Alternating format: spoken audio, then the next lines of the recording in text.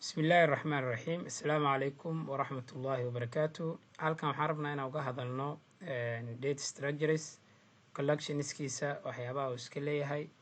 waxaan rabnaa noocyo kala duwan oo collections inaan ka hadalno hadduu ilaahay idmo. waxaan ka bilaabeynaa qaybta ugu horeysa collectionska oo loo yaqaano stacks.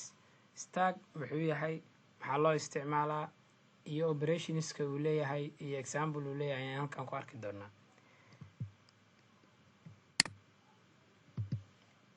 collectionsku waa object ay ku dhex jiri doonaan ama noo hayn doona ama noo maamuli doona objects kale. collectionsku marka wuxuuna siin doonaa operations ama methods loogu talagalay in lagu access gareeyo ama lagu maamulo elementskaas. objectigan waxaa ku dhex jiri doona elements, wuxuuna siin doonaa marka interface ama operationno loo isticmaali doono inaan wax ku dari karno, wax ka remove garan karno, wax ka dhex raadin karno. collectionska marka waxay u kala baxaan labo, linear iyo non-linear. qaybtan waxaa loo yaqaanaa waa linear data structure ama linear collections. qaybtan kalena waa non-linear oo ayagana waxay ka mid yihiin kuwa aan linear ka ahayn. haddii aan fiirino qaybta linearka waxaa soo hosgeli doono static iyo dynamic. arrayska oo kale waa static maadaama sizekiisu uu yahay fixed. qaybta kale oo dynamicana waxaa soo hosgeli doono linked list iyo stack iyo queue. qaybtan ayadu waa advanced, waa tree iyo graph. haddii aadan marka qaybtan linearka aadan soo baran uma boodi kartid dhankan. waxaan ku bilaabeynaa marka jabtarkeenaan inaan ka hadalno stack muxuu yahay. sidaa uga jeedidba sawirkan, stack waa collection ama meel wax lagu keedin doono. qaabka u shaqeynayana waxaa loo yaqaanaa lifo oo micnaheedu tahay shaygii ugu dambeeyey ayaa ugu soo horbixi doono. stack wuxuu iska leeyahay hal dhinac oo shaqadoo dhan ka dhici doonto. halkaas dhinacna waxaa loo yaqaanaa top. haddii aad wax kusoo daraysid iyo haddii aad wax ka remove gareynaysid iyo haddii aad raadinaysidba elementiga ugu dambeeyey, operationskaas oo dhan waxay ka dhici doonaan halkan dhinac. tusaale haddii aad fiirisid banooniyada meeshaan ku jiro aandho saxamanka meeshaan ku jiro, haddii aan rabo inaan saxan kasoo bixiyo waxaan lasoo bixi doonaa saxankii ugu dambeeyey oo lagu daray. last saxankii oo meeshaan lagu daray ayaan soo remove gareyn doonaa.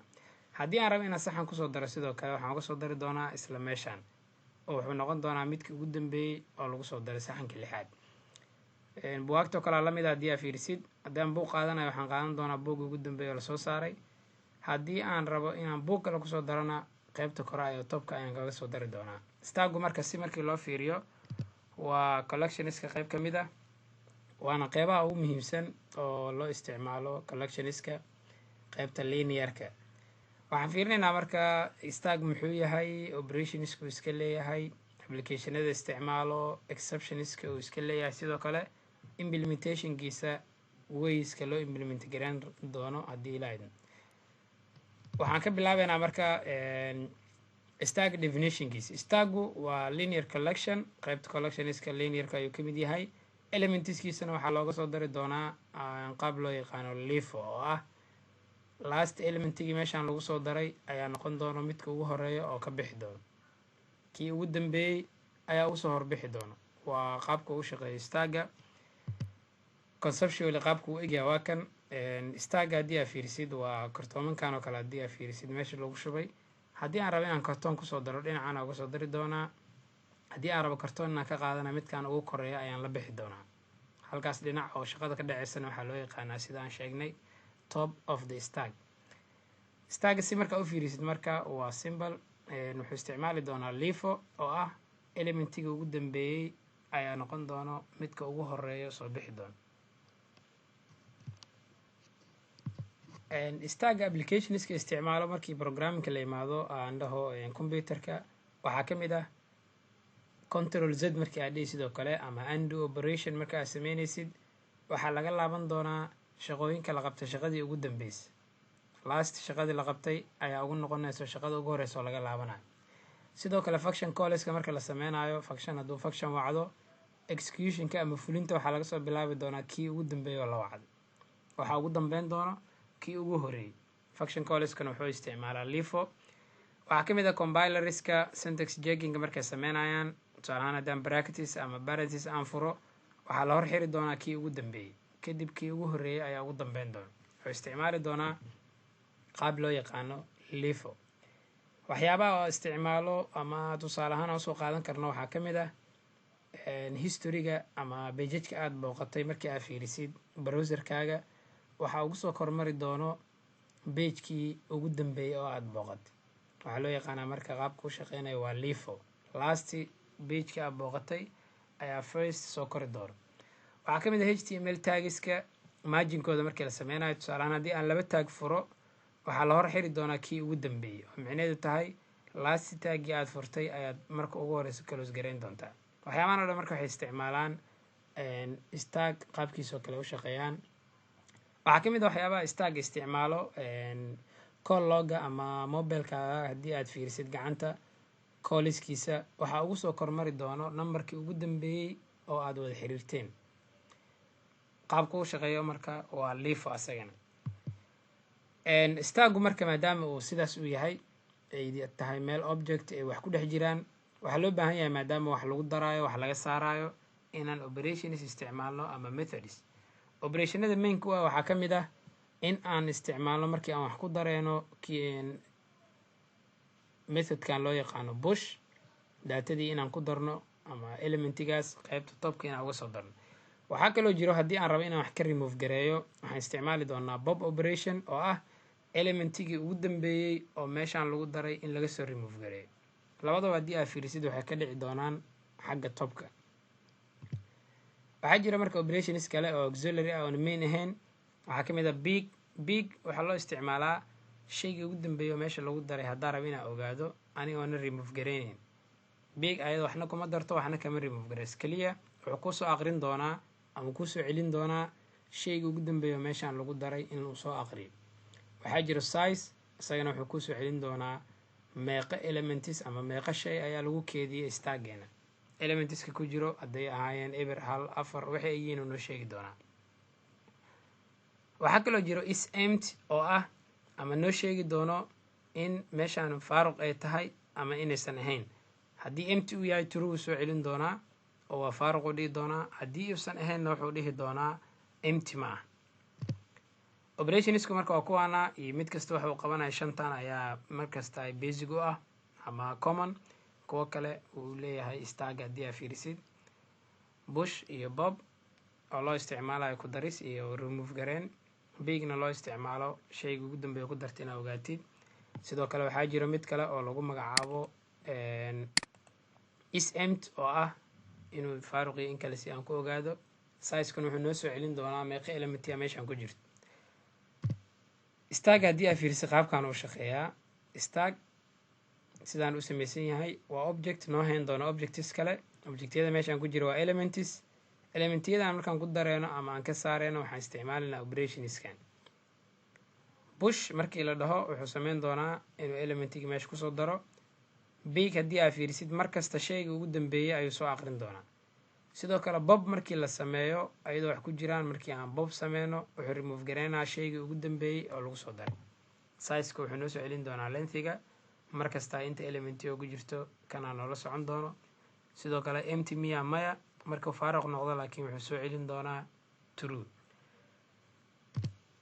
tusaalahaan fiirin doonaa marka in stag aan abuurano stagu databkiisu galaaska aan ka abuureyno waa generic oo inaan sheegnaa databka marka objectiga abuureyno s1 aan ka abuuranay object referencega hadhowda s1 waxaan leenahay dot bush markaan wax ku dareeno 10 ku dar s1 dot bush maadaama integer uu yahay elementiska soo geli doono waa inay integer noqdaan ama databkooda waa inay waafaqaan midkan haddii aan soo daabici maagno original staggeena waxa ku jira waxaan leenahay s1 dot string 10 20 30 noo soo daabici doonaa haddii aan dhaho marka topka waxa ku jiro waa shaygii ugu dambeeyay oon ku daray haddii aad fiirisid waa 30 meela ku keedsan doonaa waan soo daabici doonaa 30 ayuu iisoo celin doonaa big asaga marka wuxuu kuu soo celinaa keliya shayga ugu dambeeya meesha aa ku darta ma remove gareynayo wax kalena ma sameynayo staggii markii aan ku sameynay bob waxaan isku dayaynaa marka inaan soo daabacno shaygii la remove gareey markastoo bob aan sameeyo wuxuu soo ritaan gareynaa shaygii la remove gareeyey waxaan dhihi doonaa shaygan waxaa laga remove gareeyey staggaagii 10 iyo 20 nooga hari doonto markii hadhowdii aan fiirin waxaan isku dayaynaa marka stagga markaan abuurano oo aan sameyno qaabka u shaqeynayo inaan sameyno problemkan oo ah xarfahan aad u jeedid in aan reference usoo daabacno. tusaale ahaan abcd aa lasoo geliyey in qaab reference loo soo daabaco oo aan uga faa'iideysano stagii anagoo isticmaaleyno inaan marka reference ka dhigno. waxaan isticmaali doonaa marka data structure stag loo yaqaano si aan reference uga dhigno stringiga ama qoraalkii lasoo geliyay inaan dib usoo qorno. marka ugu horeysa waxaan sameyneynaa in qoraalka xarfihiisii aan ku shubno string characteriskii inaan ku shubno stag. hadhowdii markaan ku shubnana waxaan sameyneynaa mar kale oo ku xigo inaan kasoo remove gareyno. sida aan la socono hadda sidaan oo kale ayaan ugu shubnay java. haddii aa fiirisid godkan waxaa geli doona xarafka ugu horeeyey, xaraf ku xigo, kan ugu dambeeya waa kan. hadda haddii aan wax soo remove gareyn maago waxaa lasoo remove gareynaa a and then v, kadib waxaa lasoo remove gareynaa a kadib j. qoraalka soo bixi doono sidaanu noqon doonaa kii aan meesha gelinay oo reference ayaan arki doonaa. haddii aa fiirisay meeshaan code ku qoran waa arki doonaa. methodkaan abuuranay return typekiisu waa string. wuxuu sameyn doonaa marka inuu stag abuurto. parameterkana qoraalkii loo soo dhiibayo waaye. stagan marka aan objectii ka abuuranayno data typekiisu waa xarfaa soo geli doono, character aan ka dhiganayna. loopkan shaqadu qabanayo waxay tahay xaraf kasta oo ku jiro qoraalka inaan ku shubano staggeeni. marka hore bushaan sameyneynaa string buffer aan isticmaalnay. meeshaan string waa isticmaali kartaa. anaga string buffer hadda waxaan u isticmaalnay markastoo abending la sameynayo inaan dib loo abuurin variableka. waxaan dhahna marka reverse equal new string buffer ilaa uu empty ka noqonayo. waxaa sameysaa xaraf kasta soo remove garey, waxaa ku daba qabataa variablekan. xarfihii marka reference ahaan ayaa meesha loogu shubi doonaa, kadibna waan soo celineynaa. markii la joogo staga waxaa dhici karo exceptions ama problem. haddii aan isku dayo marka bob ama big ayadoo empty ay tahay staggeena waxaa dhici doona underfollow exception. haddii aan isku dayo inaan bush sameeyo elementi oo staguna full uu yahay waxaa dhici doona overfollow exception. waa laba exception. marna waxaan isku dayaynaa bob iyo big ayadoo empty ay tahay inaan stag ku sameyno, lamana ogolo oo waxaa dhici doona underfollow exception. marna isagoo buuxaan waxaan isku dayaynaa inaan bush ku sameyno, waxaa dhici doona overfollow exception. exceptionska waa arki doonaa next tutorial hadduu ilaaha idmo. stagga hadda aan soo aragnay oo hore wuxuu ahaa mid diyaarsan oo libraryga ku diyaarsan galaaskaas objecti aan ka abuurinaynay. wuxuu ku jiraa java collections api. haddii aan isku dayo marka in aan implement gareeyo ama staggii aniga aan sameysto ama aan dhisto, laba qaab aan u dhisi karaa. qaab koowaad waxaan isticmaali doonaa array oo micneheedu tahay staggeen inaan ku dul dhisno array. qaabka labaadna wuxuu noqon doonaa inaan isticmaalno linked list oo hadhowdii markii aan isticmaalayno arraygana waxaan sameysan doonaa array stag. haddii kalena waxaan sameysan doonaa linked stag. labada marka haddii aa fiirisid waxaan ku arki doonaa tutorialska ama videoska dambe. laakiin hadda waxaan tijaabineynaa labada example oo hore aan soo aragnay inaan stag abuurano, wax ku shubno, soo daabacno sizekiisi iyo waxyaabahaasna aan ogaano, waxna ka remove gareen. exampleka labaad waxaan isticmaalaynaa problemka hadda aan arkaynay oo qoraalka la soo geliyo in reverse laga soo dhigo annagoo isticmaaleyno stag anagoo uga faa'iideysanayno. waxaan isku dayaynaa marka in aan tijaabino exampleka hadda aan arkaynay. waxaan tegaynaa editorkeena, waxaan isku dayaynaa marka in codekii aan qorno hadduu ilaaha idmo. editorkeena aan soo kicino, IntelliJ aan isticmaalaynaa. haddii Eclipse ama NetBeans ay haysatid ayadana waa isticmaali kartaa. waxaan soo abuuranaynaa marka new projectgeena waxaan leenahay stags demo. waxaan geysanaynaa this window ayaan ku isticmaalaynaa oo new window ma rabno. waxaana loo abuura marka main galaaskii iyo methodkii mainka ahay waa haysanaa. waxaan isku dayaynaa marka inaan staggii implement gareyno. tusaale stag demo aan inta ku qorano.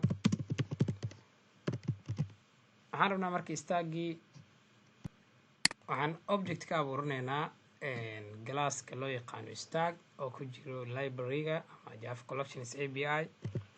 waxaa leenahay marka stack sidaa ujeedid data typekiisu waa generic wuxuu u baahan yahay marka data type inaad sheegtid placeholderkaas waxaa leenahay marka stack waxaa nooga dhigtaa integer s1 equal new stack haddii kor aa fiirisid waxaa lasoo import gareyn doonaa java.utility.stack oo ah librarygii galaaskii aan isticmaalin objectiga abuurin waxaa leenahay marka s1 dot haddii aan dhaho waxaad arki doontaa operationskii oo dhan bush bob big m iyo ismt iyo size wixii o dhan waa arki doonaa waxaa leenahay marka s1 dot bush waxaa ku dartaa 10 sidoo kale waxaan leenahay s1 dot bush 20 sidoo kale waxaan leenahay s1 dot bush waxaan kusoo dareynaa 30 3 elements kusoo darna marka hadda haddii aan soo rabo inaan soo daabaco elementskan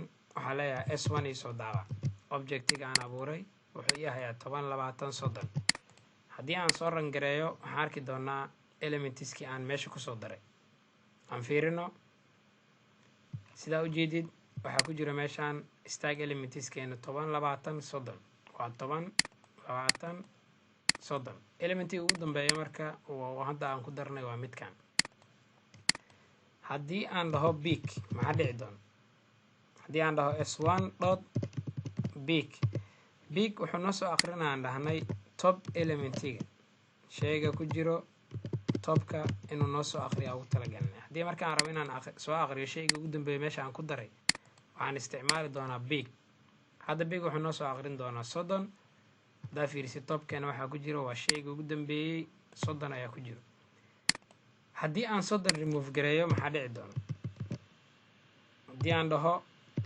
removed element waxaan remove gareynaa s1 dot bob last elementiga aan ku daray waa 30 haddii la remove gareeyo big markaan dhaho last elementigeyga wuxuu noqon doonaa 20 maadaama 30 meesha laga saaray si fiican u fiiri hadda haddii aan fiirno 30 ugu dambeeyey 30 waa la remove gareeyey elementiga ugu dambeeya kanuu noqon doonaa big markaan dhaho topka waxaa ku jira markaan 20 haddii aan rabo inaan soo daabaco inuu empty yihiin kale waxaan isticmaali doonaa aan dhahnay ismt waxay soo celin doontaa true and false haddii true yahay waxay soo celinaya waa empty haddii kalena waa false hadda haddii aan soo rangareyno maadaama waxay ku jiraan wuxuu soo celin doonaa ismt haddaa fiirisid wuxuu soo celin doonaa false sidoo kale waxaan ogaan karaa meeqa elementiga meeshaan ku jiro sizekiisa waxaan leenahay size wuxuu noo sheegi doonaa number of elementska meesha ku jiro s1 dot size haddii sidaan aan dhaho wuxuu ii sheegi doonaa 3 ahaayeen hal xabaa la tiray 2 xabaa hadda ku hartay 3 ahaayeen hal xabaa tirnay waxaa ku haray 2 xab sidaan waa u isticmaali kartaa marka haddii aa ugu talagashay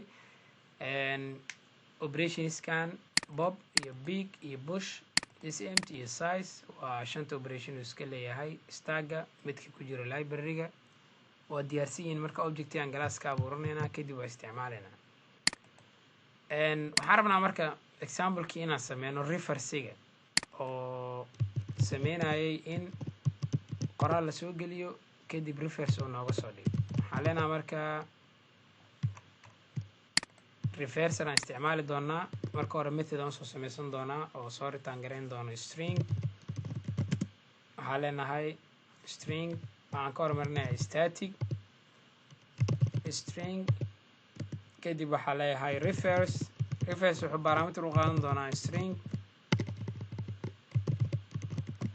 waxaan leenahay input qoraalkii referencega loo soo qorayay markasta waxaan abuuranaynaa marka ugu horeyso stack waxa la soo gelinayo waa xarfo waxaan ka dhigaynaa character waxaan leenahay stack equal new stack step 1 waxaan sameynaynaa in xarfihii qoraalkan aan mid ugu shubnay stack waxaan leenahay loop aan isticmaali doonaa xarafka waxaan kasoo bilaabaynaa integer I ama index equal 0 I waxay socon doontaa ilaa inta laga gaarayo stack dot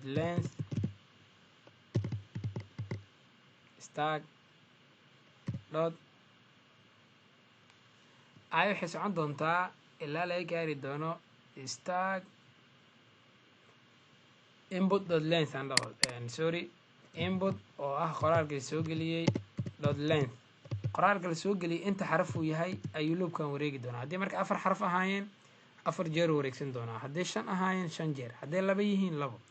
markasta ay waxaan dhihi doonaa plus stackgeena waxaan kusoo bush gareynaynaa ama ku dareynaa elementiska ku jiro input xarafka markaas la marayo waxaa noo sheegaya character add indexkiisuna waa I. xaraf kasta oo indexkaas ku jiro index 0 laga bilaabi doonaa xarafka ugu horeeyo inta lagu shubi doonaa ilaa kan ugu dambeeya laga gaarayo. step 1 waa sameysanay. step 2 wuxuu noo noqon doonaa marka xarfiina mid mid u soo bixino qaab reference ah oo aan variable ku keedsano. variable-ka data type-kiisa waxaa ka dhigi kartaa string, haddii aad rabtidna waxaa isticmaali kartaa string buffer. string waa symbol, waxaan isticmaalaynaa string buffer.